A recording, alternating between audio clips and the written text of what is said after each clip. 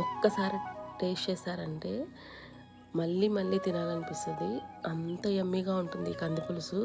ఇప్పుడు చేయడం స్టార్ట్ చేసినా సరే ఒక 6-7 మినిట్స్‌లో కంప్లీట్ అయిపోతుంది. అంత క్విక్ రెసిపీ. దీనికోసం ముందుగా కందిపప్పును ఒక కప్ తీసుకొని శుభ్రంగా వాష్ చేసుకొని పెట్టేసుకొని ఒక కుక్కర్‌లో వేసుకోవాలి. టైం ఉంటే సోక్ చేసుకోవడం చాలా బెటర్. అందులోనే 4 టమోటాలు, పులుపు కోసం మామిడికాయ ముక్కలు, అలాగే 4, 5 ఎండుమిర్చి, కొంచెం పసుపు, వాటర్ వేసుకొని 3, 4 విజిల్స్ వచ్చేంత వరకు పెట్టుకొని తీసేసి చల్లారాక కొంచెం ఉప్పు వేసుకొని పప్పు గుత్తు మెదుపుకొని పక్కన పెట్టేసుకొని వాటర్ వేసేసుకోవాలి. అందులో 2 గ్లాసెస్.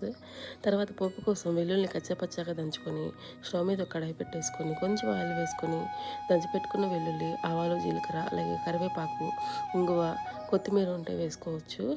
ఇలాగా ఒక పొంగు వచ్చాక దించేసుకొని సర్వ్ చేసుకుంటే చాలా టేస్టీగా ఉంటుంది. ఒకసారి ట్రై చేసి ఎలా వచ్చిందో కామెంట్ చేయండి. Thank you.